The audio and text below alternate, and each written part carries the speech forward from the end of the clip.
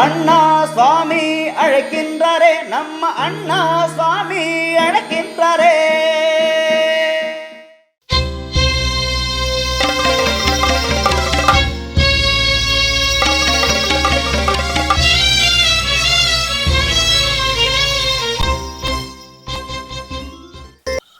மாயன் மயம் ஆன்மீக அன்பர்களுக்கு என்னுடைய அன்பான பணிவான வணக்கத்தை தெரிவிக்கப்படுகிறேன்.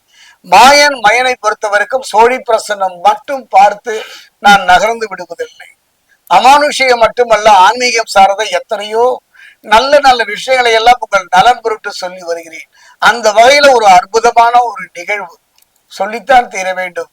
அந்த வகையில் பார்க்கும் பொழுது தெய்வங்கள், இந்து மதத்தை பொறுத்த வரைக்கும் 1000 தெய்வங்கள் இங்கு உண்டு. இருந்தாலும் கூட அதாவது கண்கள் 2 இருந்த பொழுதிலும் பார்வை உண்டுதான் என்பதை போல கீதையில கண்ணன் சொல்வார், நீ எந்த தெய்வத்தை வழிபட்டாலும் எந்த நாமாவை சொல்லி வழிபட்டாலும் முடிவு என்னன்னா அது கிருஷ்ணார்ப்பணம் என்பதை போல தெய்வ வழிபாடு ஒரு மனிதனுடைய வாழ்க்கையில 3 பலம் என்று சொல்வேன்.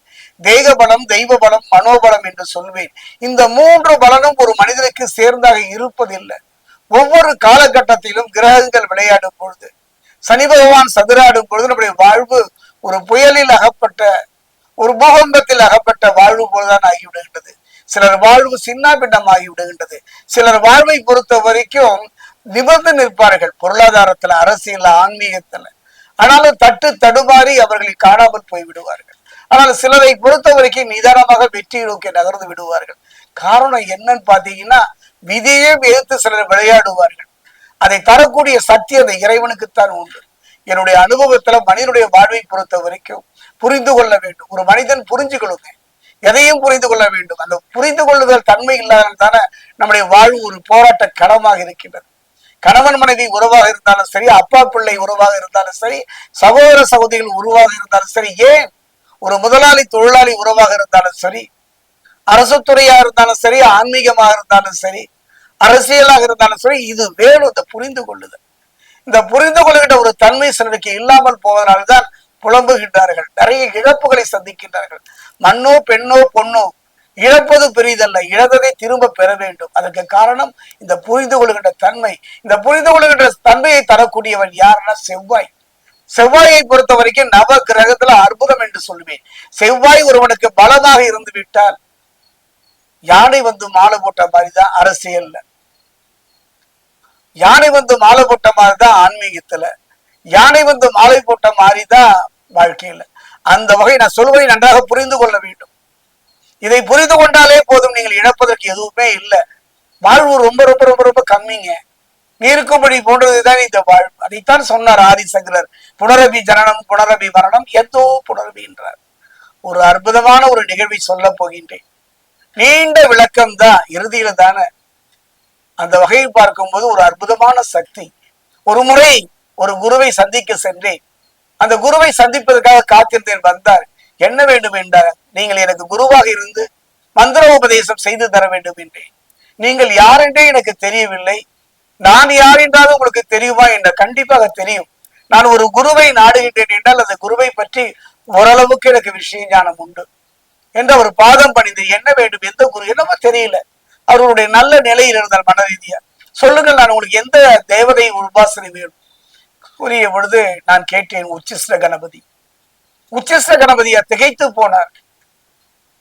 அவர் முகத்துல 1000 வினாக்கள், ஆச்சரிய குறிகள்.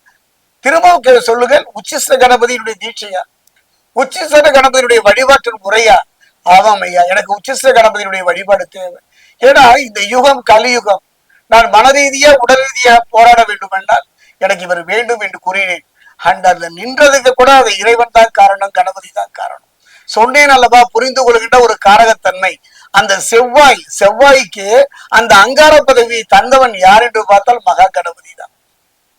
அந்த செவ்வாய்க்கு தேவதை, தெய்வம், அதிபதி யாருன்னு பார்த்தா முருகனாக இருந்தாலும் கூட அந்த பதவியை தந்தவன் மகா கணபதி. புரிந்து கொள்வீர்கள்ல, ஒரு மனிதனுக்கு ஒரு உயர்ந்த நவ கிரகங்களினுடைய ஒரு முக்கியமான ஒரு பதவியை தந்தவர் மகா கணபதி.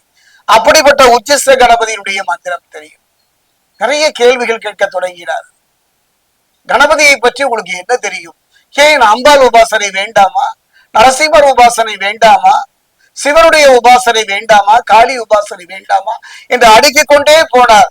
நான் எல்லாத்துக்கும் வேண்டாம் வேண்டாம் என்று தலையசைத்தேன். அப்ப உச்சிஷ்ட கணபதி தான் வேணுமா? ஆமாம் என்றேன். அவர் பாதம் திரும்பவும் படித்தேன்.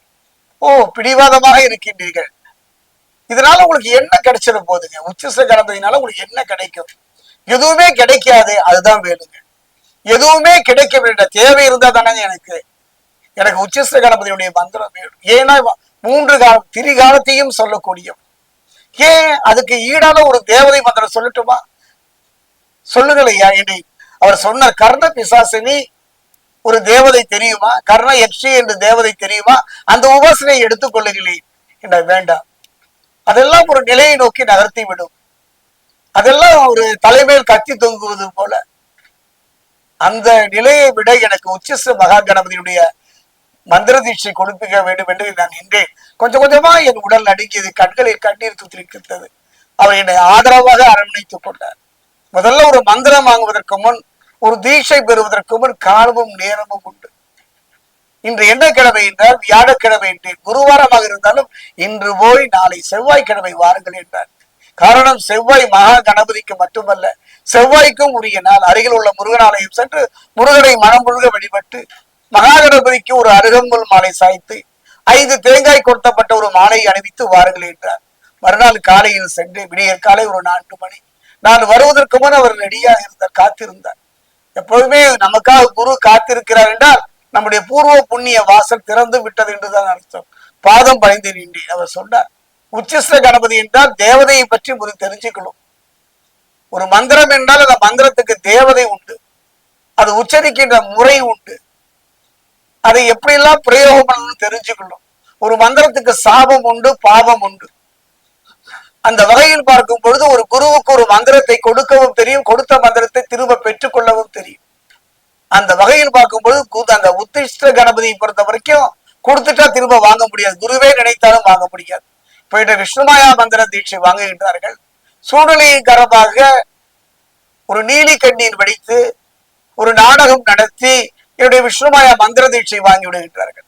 அப்புறம் எனக்கு எதிராகவே திரும்ப விடுகின்றார்கள். அந்த தெய்வத்தை உதாசீனப்படுத்தி விட்டு வேறு தெய்வத்தை நோக்கி நகர்ந்து விடுவார்கள். அது எளிது. கையில ஒரு தந்து எடுத்து கங்கா யமுனா சிந்து காவேரி என்று தியானித்து விஷ்ணுமாயா வந்து விடு வந்து விடு வந்து விடு, தரமில்லாத மனிதனுக்கு நான் இந்த மந்திரத்தை கொடுத்து விடேன், வந்து விடு வந்து விடு என்று அழைத்தால் ஓடி வந்து விடுவான். ஆனால் உச்சிஷ்ட கணபதியை பொறுத்த வரைக்கும் அப்படி இல்லை. ஒருவன் எதை கொடுத்தாலும் கொடுக்கலாமே ஒழிய உச்சிஷ்ட கணபதி மந்திரத்தையும் காயத்ரியையும் கொடுக்க கூடாது என்பார்கள். அந்த வகையில் பார்க்கும்போது உச்சிஷ்ட மகா கணபதி அந்த மந்திரம் நான் சொல்வது இதெல்லாம் ஒரு போர்க்களம் போவதற்கு முன் சில பயிற்சிகள் தேவை. அந்த வகையில் பார்க்கும்போது மந்திர சாஸ்திரத்துல உச்சிஷ்ட கணபதி அதர்வ சீரிஷம் என்று சொல்வார்கள். அதர்வ சீரிஷம் ஒரு மனிதனை நம்பிக்கையோடு நாம் நெருங்க வேண்டுமானால் இந்த தும்பிக்கையான் வேண்டும். காலம் முடிந்து சுந்தரரும் சேரமான் பெருமானும் கைலாயம் நோக்கி விரைகின்றார்கள், விரைந்து செல்கின்றார்கள். அவர்கள் விரைந்து செல்கின்றதை ஔவையார் பார்த்துடுறாங்க. அவர் நானும் வருகிறேன் என்று அவர்கள் விரைந்து செல்கின்ற முடிந்தால் எங்களை பின்தொடர் என்று அவர்கள் நகர்ந்து விடுகின்றார்கள். அப்போ பார்த்த திரும்பி பார்த்தா மகா கணபதியுடைய தும்பிக்கையான நம்பிக்கையோடு சொல்கின்றார்கள். இருவரும் கைலாயம் நோக்கி போகின்றார்களே, நான் எவ்வாறு செல்வேன் என்று சொல்லும் பொழுது நீ என்னை நம்பிக்கையோடு வழிபாடு என்று கூறிய பொழுது மகா கணபதியை தியானிக்கின்றார்கள். ஓம் நமோ பகவதே ஏகதம்ஸ்ராய ஹஸ்திமுகாய லம்போதராய உச்சிஷ்ட மகாத்மனே ஆம் க்ரோம் கிரீம் கம் கே கே ஸ்வக மந்திரம் அருவி போல் பொழிகின்றது. சேரமான் பெருமானும் சுந்தரரும் கைலாயம் வருவதற்கு முன் தன் தும்பிக்கையினால ஔவையாரை அப்படியே தூக்கி கைலாயத்துல சிவபார்வதி முன் நிறுத்தி விடுகின்றார்கள். திரும்பி பார்க்கின்றார். ஏன் இவ்வளவு காலதாமதம்? திகைத்து போகின்றார் சுந்தரர். அரண்டு போகின்றார் சேரமான் பெருமான். எப்படி விரைவாக வந்தீர்கள்? நான் நம்பிக்கையோடு தும்பிக்கையானை சொன்னேன், அதுவும் உச்சிஷ்ட மகா கணபதி மந்திரம், அந்த கணபதியின் மந்திரம் என கன நேரத்தில் கொண்டு வந்து விட்டது என்று கூறிய பொழுது இருவருமே தொழுதார்கள். அப்படிப்பட்ட மந்திரம் 3 காலத்தையும் சொல்லக்கூடிய மந்திரம் கர்ணபிசாசினி கர்ண யக்ஷினி.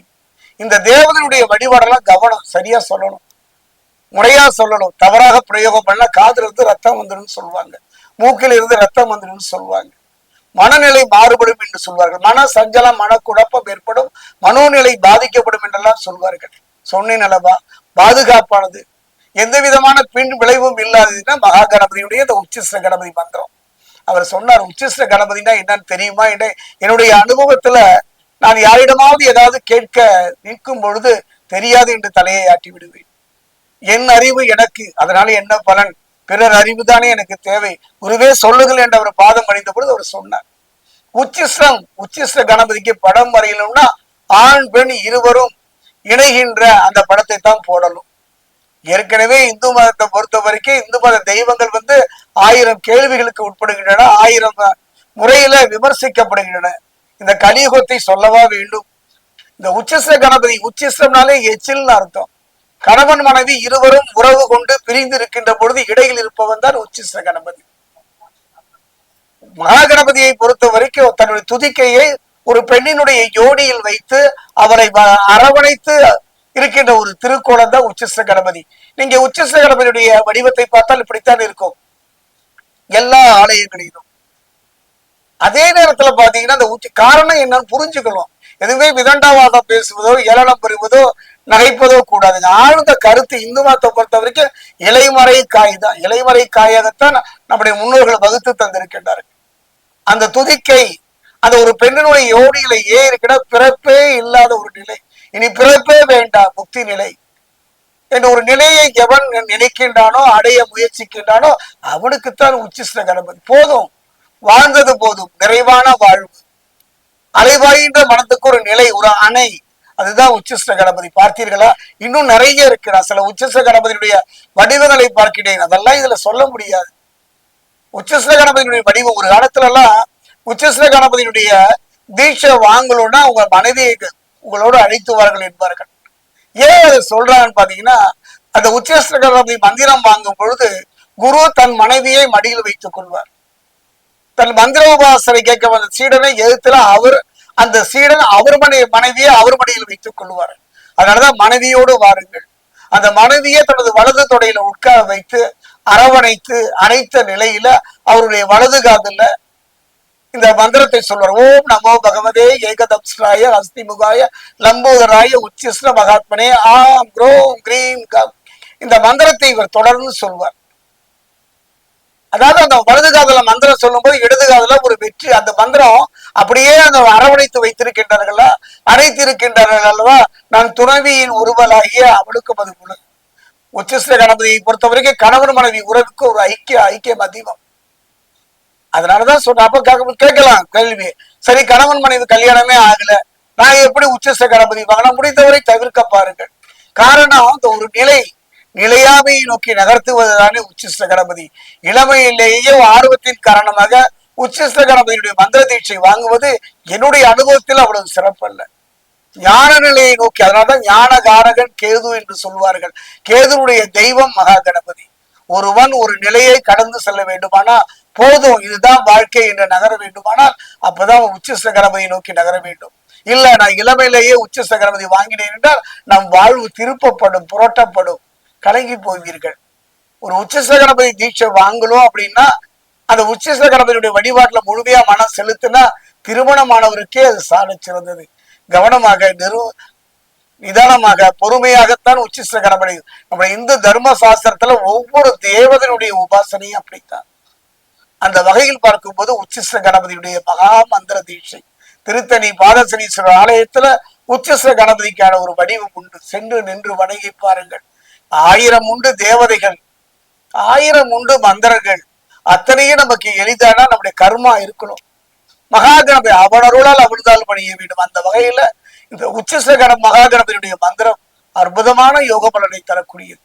வருபவன் நல்லவனா கெட்டவனா, வருபவள் நல்லவனா கெட்டவனா என்றெல்லாம் யோசிப்பதற்கும் வாழ்வை நடத்துவதற்கும் நாம் எடுத்து வைக்கின்ற ஒவ்வொரு அடியும் நலமாக நம்மை நோக்கி நகர்த்துவதற்கும் உச்சிஷ்ட கணபதியுடைய மகா மந்திரம்.